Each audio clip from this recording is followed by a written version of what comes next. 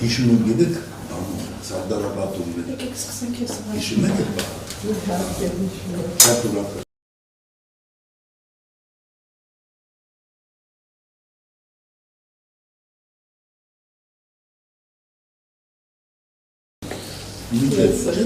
բաղ, Աննային կդարել նախարի պարտունի դեպատատեսիկ, ամսաշվով 21 թվի հուլիս ամսի 22-ին նշանակեցին 22-ին դեսպանատ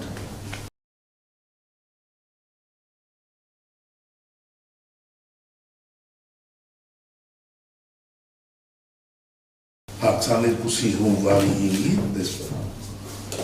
Արանքում բան եք կտես Իսկ անգետայնելու բան Բայց բանը գլոբալ հարցեր կտեք էդի Այդ հարցերը կտակ ուրիշների ինակցիներ Ես մենք հական հարոդարշականում այն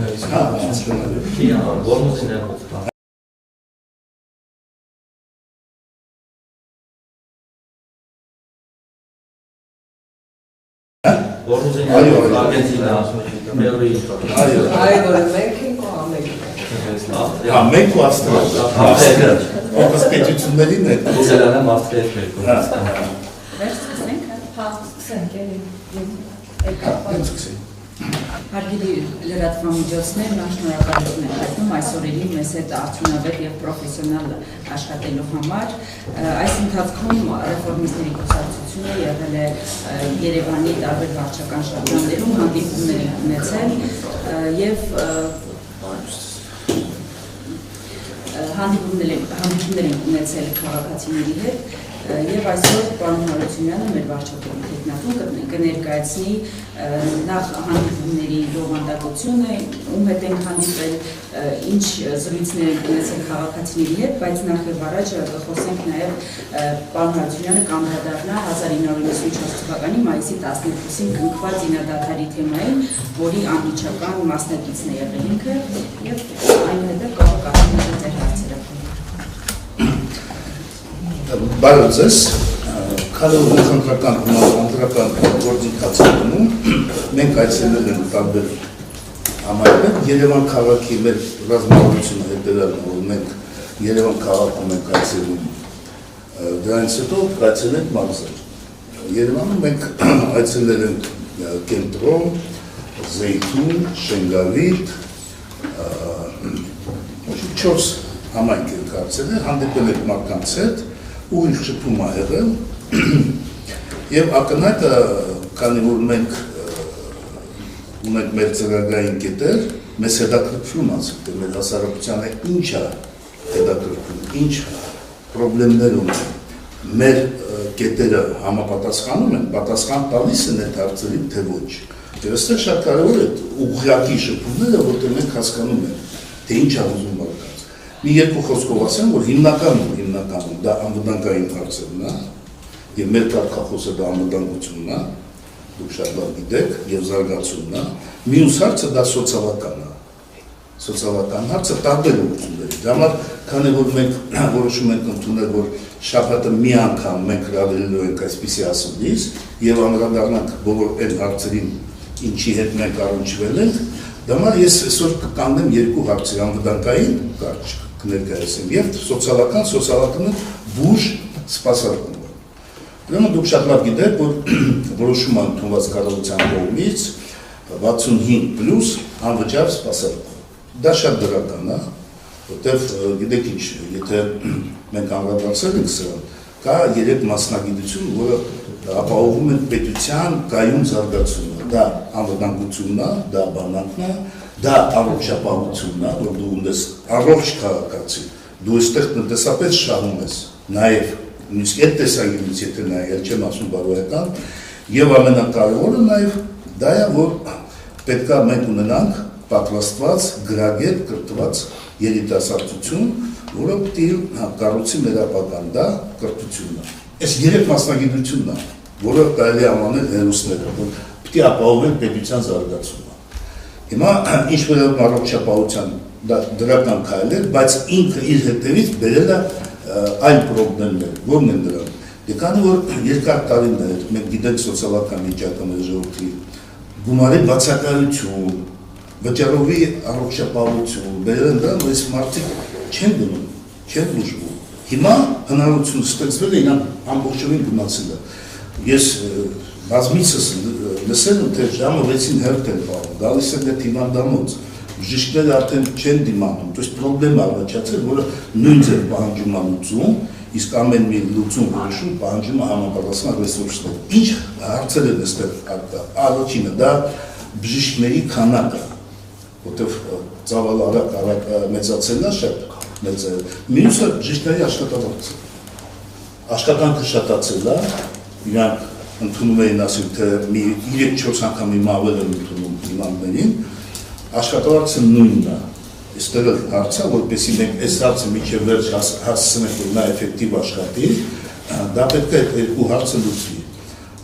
Եվ դա է հիմնականում այդ սոցիալական հարցերից հարցը։ Մյուս հարցը անվտանգությունն է։ Անվտանգության մասով ասեմ ձեզ, ես պատկերացնում եմ, որ պես է ընկալում է հասարակության, բայց հիմա ավելի խորքային եմ հասկանում մի բան։ Այն իմ հայտարարությունը համեկում, ես որ ասեցի, որ ամենահարցրինից ինչ եք տեսնում այսօր ամենամեծ սպառնալիքը Հայաստանի Հանրապետությունում, ես ասացի, ոչ թե միայն արտաքինը կամ այլ հասարակության պարակտվածությունն է։ Ինչի է դա ամենամեծ, որտեղ շատ լրջագույն պարակտվածություն ունենք տարբեր ուղղություններով։ Եվ եթե դու ունես այդպիսի հասարակություն, դու վիճակի չես լուծել որևէ մի հարց ներքին, սպառնալիքները չես որպես նույնը արտաքին։ Մեր հասարակությունը այս անվտանգային հարցով եւ ինքը լավ չի պատկերացնում ինչ է տեղի ունեցել, պատճառները, իրական ոնց է եղել, ում դեմ ենք մենք կրկվել, ինչի է այս զարգացումները գնացել, այսինքն հարցեր են տալիս, ինչի են հրաման տվել նահանջել, ուզում ասել, որ պատկերացումը, որ մենք հատուկ հրաման են տվել, որ զորքերը նահանջեն, այդպիսի բան չի եղել, կամ այլ հարցեր, ինչի պարտիզանական պատերազմը չեն սկսել, այդպիսի հարցեր։ Ես դա վերագրում եմ նրան, որ մեր մոտ այս հարցում անվտանգային եւ անցած փուլի պարագայում հստակություն չկա, էքսպերտային մակարդակով պատասխան չկա, ինչի ենք մենք պարտվել։ Բայց եթե մենք մոտնանք պրոֆեսիոնալ այդ հարցը, հստակ պատասխան կա։ Երբ է սկսվել այդ մեր դրացումը, ինչ ուղղություններով եւ ինչի է սա բերել այս վիճակին։ Հիմա դուք ուզում եք արդարացնել պարտությունը, թե ուզում եք մեկնաբանել, թե ոնց է, թե նախկինից գաք, որ ես ձեր հարցը չեմ այստեղից է պարտությունը սկսվել, որ կարգապահություն չի եղել։ Ես եմ հիմա խոսում եմ հարց կտա։ Հա։ Չեք շեղել ինձ։ Հա։ Ուրեմն դա է պետք է հասարակությունը հիմնա իրական պատճառները մեր պարտության։ Եվ այստեղ, ուրեմն ինչ կա, ինչ ենք տեսնում, նույն պատմական հարցերին, եթե անդրադառնանք, նույն մոդելը մենք ունեցել ենք 18-20 թվերին, որը մինչև հիմա մարդիկ իրականությունը չեն պատկերացնում։ Ալեքսանդրապոլի պայմանագիրը ինչ է եղել, ով է ստորագրել, ինչ են փորձել դրա արդյունքում, Մոսկովյան պայմանագիրը ինչ է եղել, ով է ստորագրել, ինչ վնասներ են կրել, հասկանում եք։ Եվ այստեղ ես ուզում եմ ձեզ մի փաստաթուղթ ցույց տալ, որտեղ այս հարցը պահանջում է, ես դրան կանդրադառնամ հետագայում, ոչ թե նախընտրական փուլում, այլ հետագայում կներկայացնեմ հիմնավոր, թե ես ոնց եմ տեսնում պատճառները ինչումները։ Հիմա նայեք, սա մեր ռազմական բյուջեն է 95 թվից։ Հիմա նայում ենք, սա 95 թիվն է, կապույտով դա մեր բյուջեն է, ծինանագույնը դա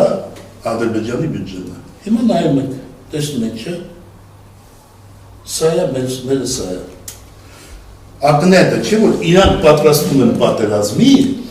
2006 թիվ սկսում են պատերազմի պատրաստել։ Մենք ինչ են պատրաստում։ Հարցը, չէ՞։ Դե հիմա պիտի պատասխան տանք, ինչի մենք մեր բյուջեն չենք բալանսավորի Ադրբեջանի բյուջեի հետ։ Թող ասեն, օբյեկտիվ պատճառը եղել է, թե չի եղել։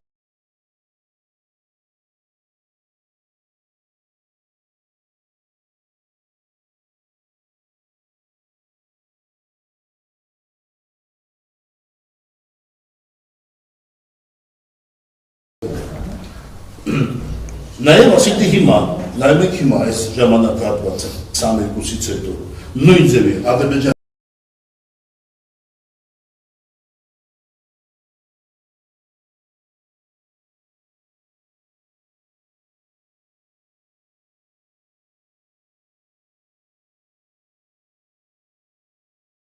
բյուջեն աճում է, մեր բյուջեն աճում է, բայց համաչափ չի։ Մենք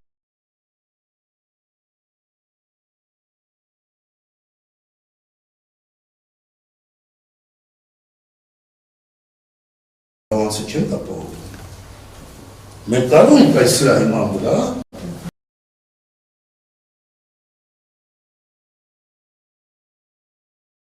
եզրակացություն անել, որ մենք իրավիճակը այդ ժամանակ չենք գնահատել օբյեկտիվ սպառնալի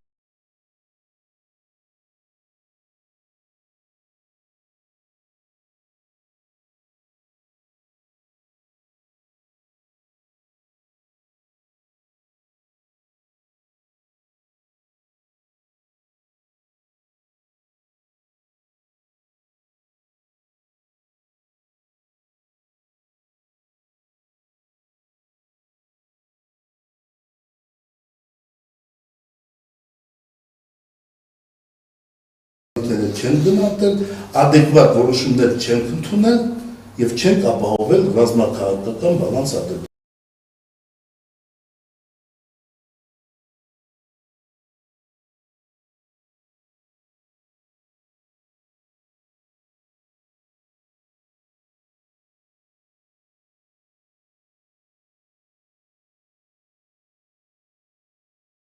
Կան մակարդակով թույլատրում են սխալ, ապա մինչև զինվորը հասնում է, հետի դառնում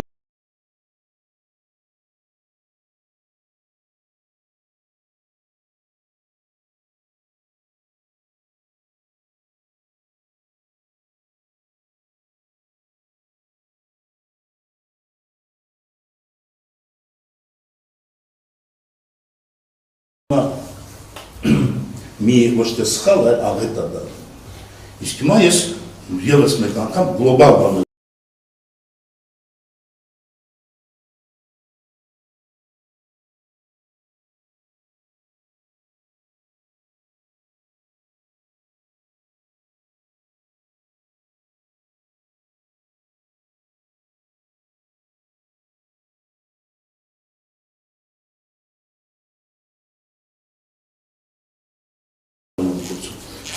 Իսկ մենք ունենք պետությունը պատրաստելու պատերազմի ծրագիր։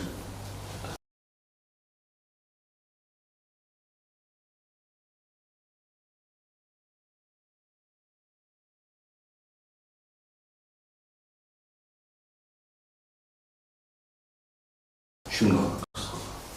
Հիմա չունենք։ Իսկ 10 տարի առաջ ունեցել են, չենք ունեցել։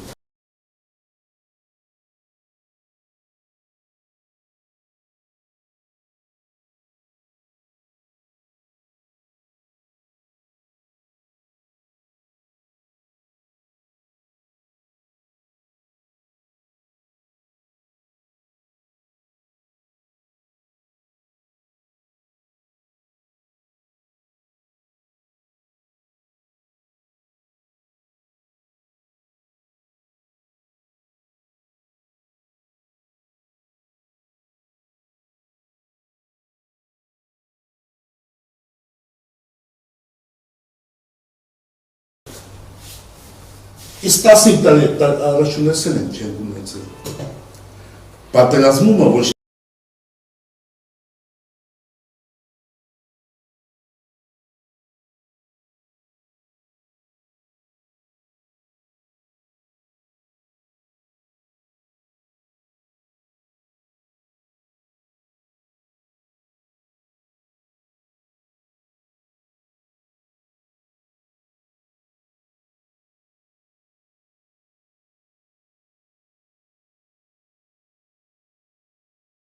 բանակը,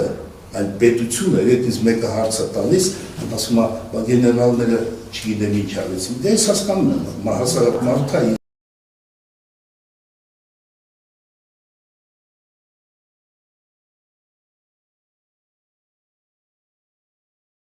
պատկերացումը դա է, բայց գեներալները իրականացնում են ծրագրերը պետական։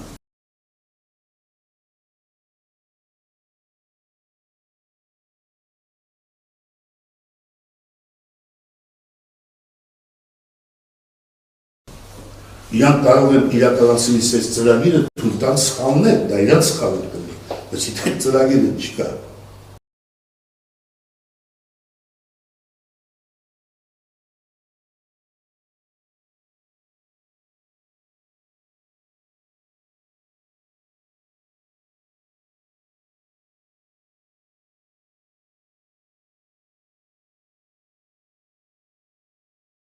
Հասկանում եք։ Եթե մենք հայացակարգ դա անդրադառնում ենք, որից բխում է նաև այդ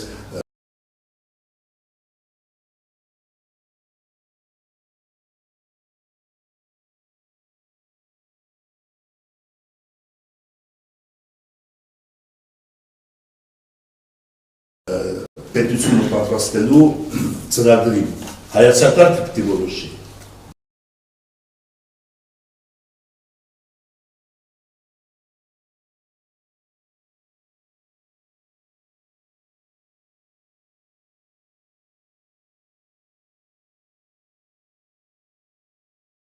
Հայացակարգը դա այն, կոպիտ ասած,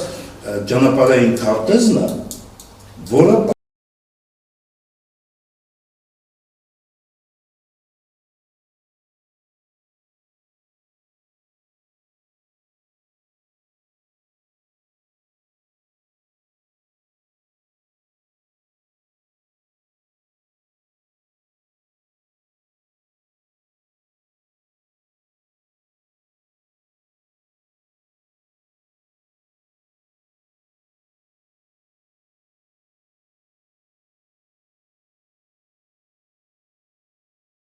պատրաստում է,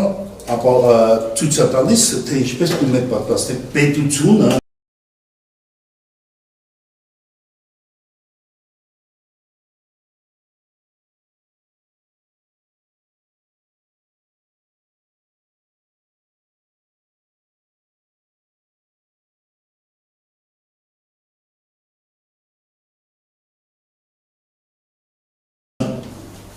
պատերազմի անվտանգություն ապահովելու ոչ թե միայն ռազմական ոլորտում, այլ տեղեկատվական ոլորտը վերցնել։ Հիմա դուք շատ լավ տեսնում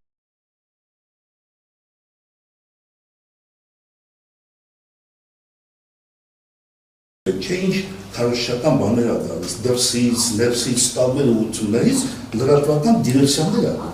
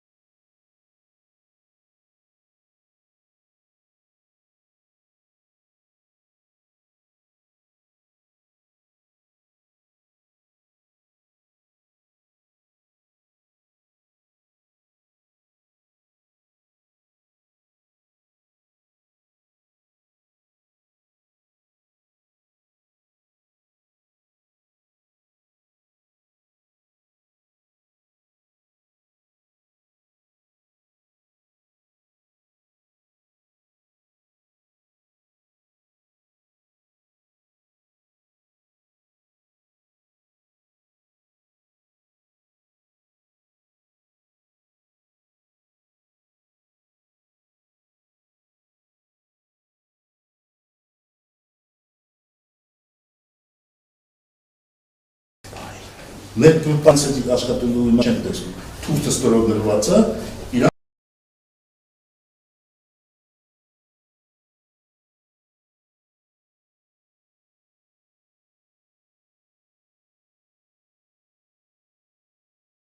ուզում են այստեղ գրված է, իրանք ուզում են այստեղ այլ բան ստանալ, չի լինելու։ Երբ օրից հետո Գրաչովը ինձ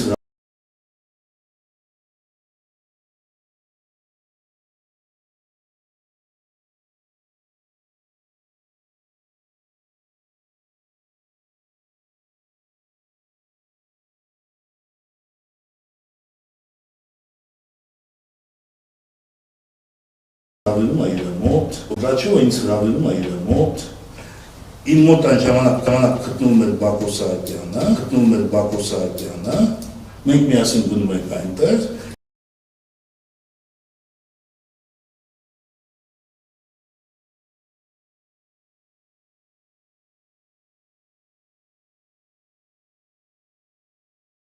և Գրաչովը դիմում է ինձ, ասում է դուք պատրաստ եք կատարել այս փաստաթուղթը, տեսնում եմ իհարկե մենք ստորագրել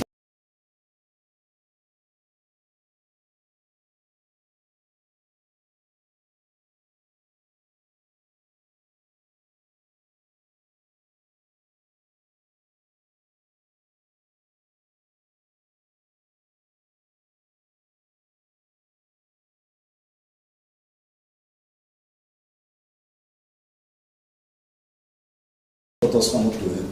Դիմում է Պաշտպանության նախարարի Ադրբեջանի իրապատվիրակությանը, ասում է դուք պատրաստ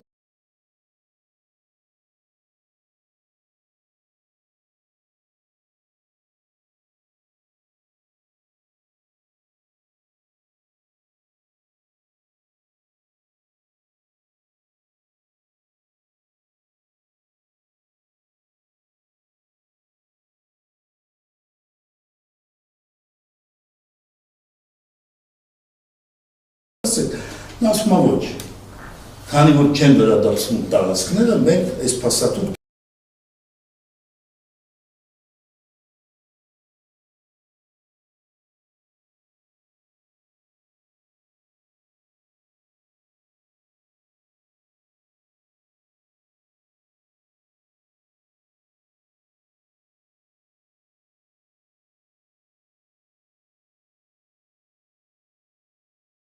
չեմ կարող սկսես խղում անել Հեյդար Ալիևի վրա, չեմ կատեսնել, Գրաչովը ասես դե դուք ինձ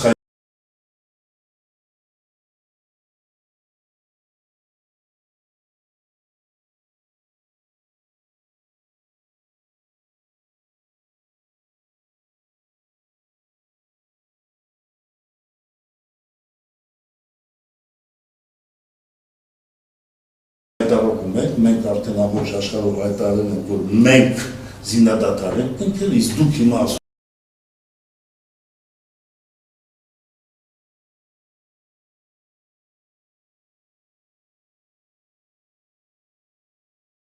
եք ոչ, ու ստեղ մի հատ լուրջ բան ասեց, ազդեցիկ ասեց, եթե հայերը Բաքու մտնեն,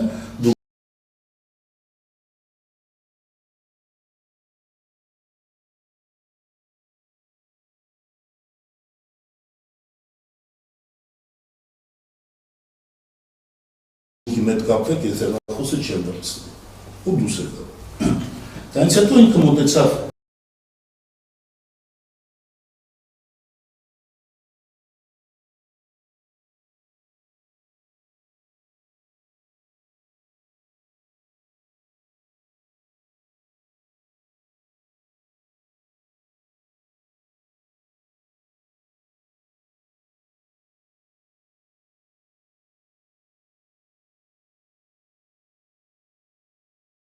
այդ հրամանատարին, ասեց, խնդրում եմ 5 րոպեով հանդիպում կազմակերպեք, նա ասեց, որ չի լինի այդպես, ինքը ինձ մոտեցավ, բայց պայմանագիրը պետք չի մեզ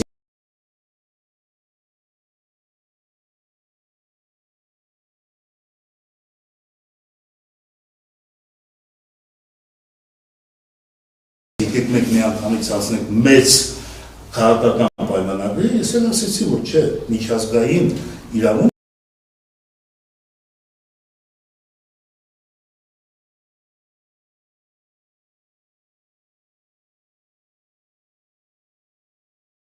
ասում է հետևել, որ պետք է կնքվի զինադատարի պայմանագիր,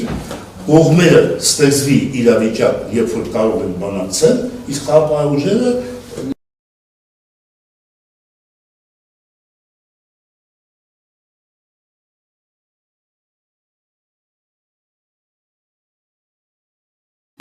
ֆիքսում են շփման գիզը եւ թույլ չեն տալիս, ասենք թե տարբեր, ասենք միջադեպեր որ լինեն։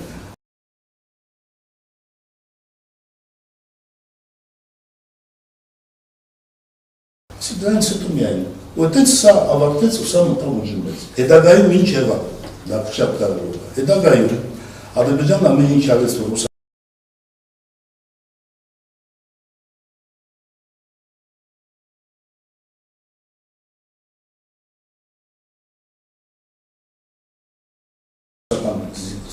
խաղաղ ուժերը չմտնեն, այս հարցը մտցրին ԵԱՀԿ ու քննարկվեց հարցը, մի կողմից դրական էր, որ որոշում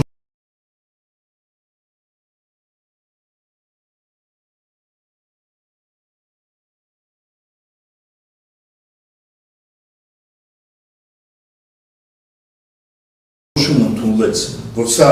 անժամկետ զինադատարի փաստաթուղթ է, բայց մյուս կողմից հարց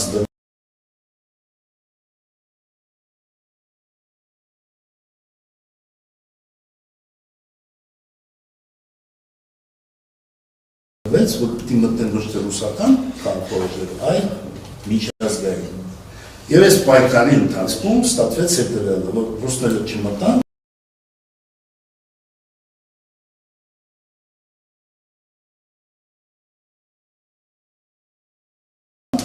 նաև չմտավ ու մնաց այս վիճակը, այս տակավիճակը։ Իսկ ինչու Արցախի հարցը այդ պահին վերջնական չլուծվեց։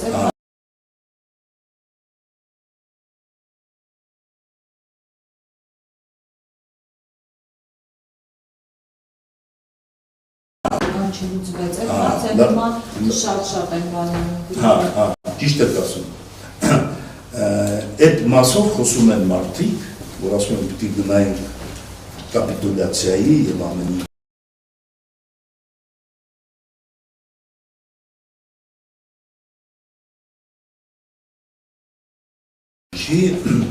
դա այդպես չէ։ Սա կարող է քարոզչական տեսանկյունից ճիշտ այդպես բաներ են ժամանակ ասել, բայց իրականությունը չէր համապատասխանում։